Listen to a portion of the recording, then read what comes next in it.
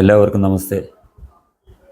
നമ്മുടെ രാജ്യത്തിനെതിരെയുള്ള ഒളിയുദ്ധത്തിനെതിരെ ശത്രുരാജ്യമായ തെമ്മാടി രാജ്യമായ പാകിസ്ഥാനെതിരെ ശക്തമായ സൈനിക നടപടിയാണ് ഇന്ത്യ സ്വീകരിച്ചുകൊണ്ടിരിക്കുന്നത്. എന്നിരുന്നാൽ കൂടി നമ്മൾ അതിലും ഉപരിയായി അടിയന്തരമായി ചെയ്യേണ്ട ഒരു കാര്യമുണ്ടെന്നാണ് എൻ്റെ വിശ്വാസം. അത് മറ്റൊന്നുമല്ല, ഇത് സൈന്യത്തിനോ സർക്കാരിനോ ഉപദേശം കൊടുക്കാൻ ഞാൻ ആളല്ല. അതിനുള്ള അധികാരമോ കഴിവോ എനിക്കില്ല എന്നുള്ളത് ആ ബോധ്യത്തോടു കൂടി തന്നെ ഞാൻ പറയുകയാണ്. ഈ തരുണത്തിലാണ് നമ്മൾ മുൻപ് നെഹ്റുവും ഇന്ദിരാഗാന്ധിയും ചെയ്ത തെറ്റുകൾ, രാജ്യത്തോട് ചെയ്ത ദ്രോഹം നമ്മൾ തിരുത്തേണ്ട സാഹചര്യമാണ് ഇപ്പോൾ വന്നുകൊണ്ടിരിക്കുന്നത്. നമുക്ക് തന്നെ അറിയാം, പാകിസ്ഥാനുമായിട്ടുള്ള ആ യുദ്ധങ്ങളിൽ, കഴിഞ്ഞകാല യുദ്ധങ്ങളിൽ നമ്മുടെ സൈനികർ അവരുടെ ജീവൻ നൽകി, നൂറുകണക്കിന് സൈനികർ അവരുടെ ജീവൻ മാതൃരാജ്യത്തെ, നമ്മുടെ ഭാരതം എന്ന മാതൃരാജ്യത്തിന് വേണ്ടി ത്യജിച്ചുകൊണ്ടാണ് പാകിസ്ഥാനിൽ അവരുടെ റാവൽപിണ്ടി, അന്നത്തെ തലസ്ഥാനമായ റാവൽപിണ്ടി വരെ കടന്നു കയറി കൈവശപ്പെടുത്തിയത്. അന്ന് ഇത് മറ്റൊരു നമ്മുടെ രാജ്യത്തിന് നേട്ടം ഉണ്ടാക്കാതെ നമ്മുടെ ഈ സൈനികരുടെ ആത്മാഹുതിയെ പോലും മാനിക്കാതെയാണ് അന്നിരുന്ന സർക്കാരുകൾ അതേപോലെ നമ്മൾ പിന്മാറി വന്നത്. ആ പിടിച്ചടക്കി അവരുടെ പ്രദേശങ്ങൾ തിരിച്ചു കൊടുത്തുകൊണ്ട് പിന്മാറിയത്. അതിനെ തുടർന്നുള്ള സംഭവങ്ങളാണ് ഈ തീവ്രവാദമെല്ലാം ഇപ്പോഴും നടന്നുകൊണ്ടിരിക്കുന്നത്, നമ്മൾ അനുഭവിച്ചുകൊണ്ടിരിക്കുന്നത്. നെഹ്റു ഇന്ദിരാഗാന്ധിയും ചെയ്ത ആ തെറ്റുകളും ദ്രോഹങ്ങളും, നമ്മുടെ രാജ്യത്തിനോട് ചെയ്ത തെറ്റുകളും ദ്രോഹങ്ങളുടെയും ഫലം തന്നെയാണ് നമ്മൾ അനുഭവിച്ചുകൊണ്ടിരിക്കുന്നത്. അതായത് പറഞ്ഞു വരുന്നത്, ഈ കാശ്മീരിൻ്റെ 1/3 ഇപ്പോഴും അവരുടെ കയ്യിലാണ്. അത് തിരിച്ചു വാങ്ങാതെയാണ് നമ്മൾ അവരിൽ നിന്നും പിടിച്ചടക്കിയ പ്രദേശങ്ങൾ പാകിസ്ഥാന് വിട്ടുകൊടുത്തത്. ആ തെറ്റ് തിരുത്താനുള്ള അവസരമാണ് ഇന്ന് ഇന്ത്യക്ക് കൈവന്നിരിക്കുന്നത്. നമ്മുടെ കാശ്മീരിൻ്റെ അവർ പിടിച്ചു വച്ചിരിക്കുന്ന ആ ഭാഗങ്ങൾ ഈ സൈനിക നീക്കത്തിലൂടെ നമ്മൾ ആ തെറ്റുകൾ തിരുത്താനാണ് ശ്രമിക്കേണ്ടത്. അതായത് അവരുടെ കൈവശം ഇരിക്കുന്ന നമ്മുടെ കാശ്മീരിൻ്റെ ഭാഗം മോചിപ്പിച്ച് ഇന്ത്യയോട് ചേർക്കുക. ഈ ഭാവിയിൽ ഇനിയും നമ്മുടെ രാജ്യത്ത് തീവ്രവാദം എന്നുള്ള ഒരു മഹാദുരന്തം ഉണ്ടാകാതിരിക്കാൻ, ആ മഹാരോഗത്തിന് ശമനം ഉണ്ടാകാനുള്ള ഏക ഒരു മരുന്നാണ് ഈ പാക് അധീന കാശ്മീർ തിരിച്ചു പിടിച്ച് നമ്മുടെ രാജ്യത്തോട്, നമ്മുടെ ജമ്മു കാശ്മീരിൻ്റെ ഭാഗമാക്കി മാറ്റുക എന്നുള്ള ആ നടപടി. അതിന് ഇനി നമ്മുടെ സർക്കാർ അമാന്തിച്ചുകൂടാ. കാരണം നമുക്കറിയാം, അവിടം കേന്ദ്രീകരിച്ചാണ് നമ്മുടെ നാട്ടിലെ തീവ്രവാദ പ്രവർത്തനങ്ങളെല്ലാം നടന്നുകൊണ്ടിരിക്കുന്നത്. അതായത് അവരവകാശപ്പെടുന്നത് നമ്മുടെ കാശ്മീരിൻ്റെ ബാക്കി ഭാഗം കൂടി അവർക്ക് വേണം, ഈ പാക് അധീന കാശ്മീരിൻ്റെ ഭാഗമാക്കണം എന്നുള്ള ആ ഒരു നിലപാടിൽ നിന്നുകൊണ്ടാണ് അവർ ഈ തീവ്രവാദികളെ അവിടെ തീറ്റിപ്പോറ്റി പരിശീലനം നൽകി, ആയുധങ്ങളും എല്ലാം ഉപയോഗിക്കാൻ പരിശീലനങ്ങൾ നൽകി, ചാവേറാക്രമണങ്ങൾ ഉൾപ്പെടെ നടത്തുന്നതിനായി നമ്മുടെ രാജ്യത്തിൻ്റെ വിവിധ ഭാഗങ്ങളിലേക്ക് കയറ്റിവിടുന്നത്. ഇതിനെ ഇനി തീർത്തും ഇല്ലായ്മ ചെയ്യണം എന്നുണ്ടെങ്കിൽ ഈ പാക് അധീന കാശ്മീർ എന്ന ആ നമ്മുടെ ഭാരതത്തിൻ്റേതായിട്ടുള്ള പ്രദേശം, അത് പാകിസ്ഥാനിൽ നിന്ന് മോചിപ്പിച്ച് നമ്മുടെ രാജ്യത്തിൻ്റെ ഭാഗമാക്കുകയാണ് വേണ്ടത്. അതിന് ഇപ്പോൾ നടന്നുകൊണ്ടിരിക്കുന്ന ആ പാകിസ്ഥാൻ്റെ പ്രകോപനത്തിൽ നിന്നുണ്ടായിട്ടുള്ള ആ സൈനിക നീക്കം നമ്മൾക്ക് വളരെയേറെ ഫലപ്രദമായി വിനിയോഗിക്കാൻ കഴിയും എന്നുള്ള കാര്യത്തിൽ സംശയമില്ല. ഇപ്പോൾ തന്നെ അവർ കൈയടക്കി വച്ചിരിക്കുന്ന ആ പ്രദേശത്ത് മലമുകളിലുമൊക്കെ ഇരുന്നുകൊണ്ടാണ് നമ്മുടെ രാജ്യത്തെ താഴ്വാരങ്ങളിലുള്ള പാവപ്പെട്ട ജനതകളുടെ മേലിലേക്ക് ഈ ഷെൽ വർഷങ്ങൾ നടത്തുന്നത്. അവിടെ ഒളിച്ചിരുന്നുകൊണ്ടാണ് ഇതുപോലുള്ള ഈ അക്രമ പ്രവർത്തനങ്ങൾ എല്ലാം കാണിക്കുന്നത്. ഈ ഭാഗങ്ങളെല്ലാം തിരിച്ചു പിടിച്ച് ഇവരെ ഒഴിപ്പിച്ചാൽ പിന്നീട് അവർക്ക് ഇതേപോലുള്ള ഷെൽ വർഷങ്ങളോ ഒന്നും നടത്തി നമ്മുടെ ജനങ്ങളെ കൊല്ലാനുള്ള അവസരങ്ങളാണ് നമ്മൾ നഷ്ടപ്പെടുത്താൻ ശ്രമിക്കേണ്ടത്. അതിനുള്ള കരുതലോടെയുള്ള നീക്കങ്ങൾ നമ്മുടെ സർക്കാർ ചെയ്യുന്നുണ്ട് എന്ന് തന്നെ നമുക്ക് വിശ്വസിക്കാം. കാരണം എന്തായാലും രാജ്യം ഭരിക്കുന്നത് അന്നിരുന്ന അധികാരികളുടെ കൂട്ടുള്ളവരല്ല. ഈ പാർലമെൻറ്റ് ആക്രമണം തന്നെ നമുക്ക് അറിയാം.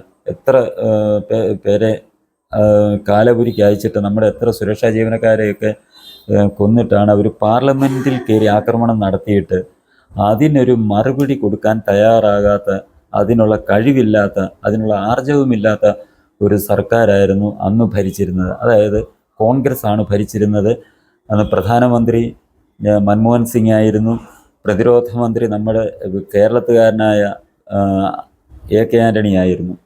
അതിനെ നിയന്ത്രിച്ചിരുന്നത് സോണിയാഗാന്ധി എന്ന ഒരു, ശരിയായിട്ട് പറഞ്ഞ, അവർക്ക് ഇന്ത്യ എന്നുള്ള വികാരമില്ലാത്ത ഒരു സ്ത്രീയാണ് സോണിയാഗാന്ധി.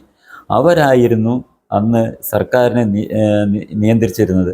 ഈ പാവയായിട്ടുള്ള മൻമോഹൻ സിംഗിനെ ഒരു പാവ പ്രധാനമന്ത്രിയാക്കി വെച്ചുകൊണ്ട് ആ കസേരയിൽ ഇരുത്തിക്കൊണ്ട് സോണിയാഗാന്ധിയായിരുന്നു ഭരിച്ചിരുന്നത്. അവരെ അന്നേരം എന്തുവാ നാഷണൽ അഡ്വൈസറി കമ്മിറ്റി ചെയർമാനോ അങ്ങനെ അങ്ങോട്ട് ഒരു പദവിയൊക്കെ ഉണ്ടാക്കിയിട്ട് അവരെ പ്രധാനമന്ത്രിയുടെ തലപ്പത്ത് ഇരുത്തിക്കൊണ്ടാണ് അന്ന് സോണിയാഗാന്ധി ഇന്ത്യ ഭരിച്ചത്. ആ കാലത്ത് നടന്ന ഈ പാർലമെൻറ്റ് ആക്രമണത്തിന് ഒരു മറുപടി കൊടുക്കാൻ, തിരിച്ചടി കൊടുക്കാൻ ഇന്ത്യ സർക്കാർ തയ്യാറായില്ല എന്നുള്ളതിൽ നിന്ന് തന്നെ നമുക്ക് കോൺഗ്രസിൻ്റെയും സോണിയാഗാന്ധിയുടെയും അല്ലെ രാഹുൽ ഗാന്ധിയുടെയും എല്ലാം ഭാരതത്തോടുള്ള മനോഭാവം നമുക്ക് മനസ്സിലാകുന്നതാണ്. അങ്ങനെ ഒരു സാഹചര്യം അല്ല ഇന്ന് ഇന്ത്യയിൽ, നമ്മുടെ ഭാരതത്തിൽ നിലനിൽക്കുന്നത് എന്ന് ജനങ്ങൾക്കറിയാം. ഒരു ആർജവമുള്ള, ശക്തമായ തീരുമാനമെടുക്കാൻ തയ്യാറുള്ള, ഭാരതമാണ് എൻ്റെ ജീവൻ എന്ന് ചിന്തിക്കുന്ന ഒരു പ്രധാനമന്ത്രിയാണ് നമുക്ക് ഇന്ന് ഭാരതത്തിനുള്ളത്. നരേന്ദ്ര ദാമോദർ ദാസ് മോദി എന്ന ഒരു ലക്ഷ്യബോധമുള്ള ഒരു നേതാവാണ് നമ്മുടെ രാജ്യം ഭരിക്കുന്നത്. അങ്ങനെയുള്ള ഒരാളിന് ഇപ്പോൾ എന്താണ് ചെയ്യേണ്ടത് എന്ന് വ്യക്തമായിട്ട് അറിയാം എന്നുള്ളത് കൊണ്ട് നമ്മൾ എനിക്ക് ശുഭപ്രതീക്ഷയുണ്ട്. ഈ പാക് അധീന കാശ്മീർ ഈ ഒരു സൈനിക നീക്കത്തിലൂടെ നമ്മുടെ രാജ്യത്തിൻ്റെ ഭാഗം ആകും. നമ്മൾ തിരിച്ച് അത് പിടിക്കും എന്നുള്ള ഒരു നല്ല ഒരു ആത്മവിശ്വാസവും ശുഭാപ്തി വിശ്വാസവും എനിക്കുണ്ട്. ആ ഒരു പ്രതീക്ഷ നിലനിർത്തുന്നതോടൊപ്പം തന്നെയാണ് ഞാൻ ഈ ഒരു ആദ്യ സമയത്ത് ഞാൻ പറഞ്ഞത്, അത് നമ്മൾ തിരിച്ചു പിടിക്കാനാണ് ശ്രമിക്കേണ്ടതെന്ന്. നമ്മുടെ ഉള്ളിലെ ആഗ്രഹങ്ങൾ നമ്മൾ അങ്ങനെ പറയുന്നതാണ് എന്ന് കരുതണ്ട, അത് നമ്മുടെ യാഥാർത്ഥ്യം തന്നെയാണ്. അതിനോടൊപ്പം തന്നെ നമ്മൾക്ക് ഇനി ഭാവിയിൽ ഇവരിൽ നിന്ന് ഒരു രീതിയിലുമുള്ള ഭീഷണി ഉണ്ടാകില്ല എന്ന രീതിയിൽ തന്നെ ഇപ്പോൾ തന്നെ ബലൂചിസ്ഥാനിൽ പ്രശ്നങ്ങൾ നടക്കുന്നു. ഈ രാജ്യത്തെ ഛിന്ന ഭിന്നമാക്കാൻ നമ്മൾ എന്തൊക്കെ ചെയ്യാമോ അക്കാര്യങ്ങളെല്ലാം നമ്മൾ ശക്തമായി ചെയ്യുന്നുണ്ട് എന്ന് അറിയാം. എങ്കിലും ആ രാജ്യത്തെ ഛിന്ന ഭിന്നമാക്കി ഇനി ആ രാജ്യത്തിൻ്റെ ചരിത്രത്തിൽ ഒരിക്കലും ഇവർ ഉയർത്തെഴുന്നേൽക്കില്ല എന്നുള്ള അവസ്ഥ എത്തുന്നത് വരെ നമ്മൾ പോരാട്ടം തുടരണം. എന്നിട്ട് വേണം അവസാനിപ്പിക്കേണ്ടത്.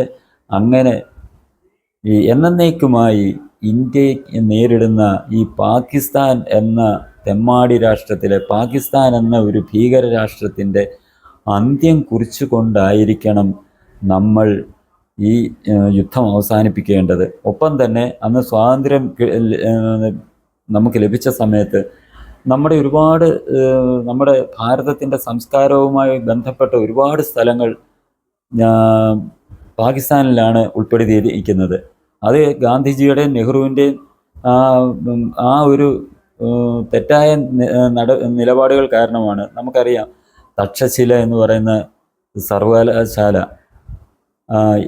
മോഹൻജദാരോ, ഹാരപ്പ, ഇതേപോലുള്ള സ്ഥലങ്ങൾ, നമ്മുടെ നൻകാന സാഹിബ്, നമ്മുടെ ഗുരുനാനാക്ക് ദേവിൻ്റെ ജന്മസ്ഥലം, ഇതുപോലുള്ള ഇതെല്ലാം പാകിസ്ഥാനിലാണ് ഉൾപ്പെട്ടിരിക്കുന്നത്. ഇവയെല്ലാം പിടിച്ചെടുത്ത് നമ്മുടെ രാജ്യത്തോട് ചേർക്കാനുള്ള ആ ഒരു ദൃഢനിശ്ചയവും നമ്മുടെ സർക്കാർ സ്വീകരിക്കേണ്ടതാണ്. അതിനെതിരെ ലോകരാഷ്ട്രങ്ങൾ നമുക്കെതിരെ തിരിയും എന്നുള്ള ഒരു രീതിയിലും നമ്മൾ അതിനെക്കുറിച്ച് ചിന്തിക്കേണ്ട ആവശ്യമില്ല. കാരണം ഇതെല്ലാം നമ്മുടെ രാജ്യത്തിൻ്റെ സംസ്കാരത്തിൻ്റെ ഭാഗമാണ്, ഭാരത സംസ്കാരത്തിൻ്റെ ഭാഗമായിട്ടുള്ള പ്രദേശങ്ങളാണ്.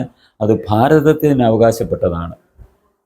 അതിലുപരിയായിട്ട് നമ്മുടെ അഖണ്ഡ ഭാരതം, പുരാതന കാലത്ത് നമ്മുടെ ഭാരതം എങ്ങനെയായിരുന്നു, അതിൻ്റെ ഒരല്പമെങ്കിലും അത് ആ നിലയിലേക്ക് തിരിച്ചു വരണം എന്നുണ്ടെങ്കിൽ പാകിസ്ഥാനെ ആകെ തന്നെ നമ്മുടെ ഭാരതത്തിൻ്റെ ഭാഗമായിട്ട് കൂട്ടിച്ചേർക്കാൻ തന്നെയുള്ള ശ്രമങ്ങളാണ് നമ്മൾ നടത്തേണ്ടത്. പാകിസ്ഥാനിലെ നല്ലൊരു ശതമാനം ജനങ്ങളും പാകിസ്ഥാന് സർക്കാരിനും അവിടുത്തെ സൈന്യത്തിനും എതിരാണ്. അത് അവരുടെ പല പള്ളികളിലും നടക്കുന്ന പ്രസംഗങ്ങളുടെ വീഡിയോ നമ്മൾ കാണുന്നുണ്ട്. ഒരു യുദ്ധം നടന്നു കഴിഞ്ഞാൽ അവർ പാകിസ്ഥാനൊപ്പം ചേർന്ന് പ്രവർത്തിക്കത്തില്ല, പാകിസ്ഥാന് വേണ്ടി പോരാടത്തില്ല, ഭാരതത്തിന് വേണ്ടി അവർ പോരാടും എന്നൊക്കെ പറയുന്ന നിരവധി വീഡിയോകൾ നമ്മൾ കാണുന്നുണ്ട്. അതാണ് അവിടുത്തെ ജനങ്ങളുടെ ആ ഒരു മനോനില. ആ ഒരു വികാരം നമ്മൾ മനസ്സിലാക്കി നമ്മളുടെ ലക്ഷ്യം ഇതായിരിക്കും എന്നുള്ള വിശ്വാസത്തോടു കൂടി ഈ വീഡിയോ ഞാനിവിടെ നിർത്തുകയാണ്. നമ്മുടെ രാജ്യത്തിന് ഒരു നല്ലൊരു ശുഭവാർത്ത ഇന്ന് തന്നെ കേൾക്കാൻ കഴിയും എന്നുള്ള വിശ്വാസം എനിക്കുണ്ട്. ഇനി ഈ ചാനൽ സബ്സ്ക്രൈബ് ചെയ്യാനും ബെൽ ബട്ടൺ അമർത്താനും ലൈക്ക് ചെയ്ത് ഷെയർ ചെയ്യാനും മറക്കരുത്.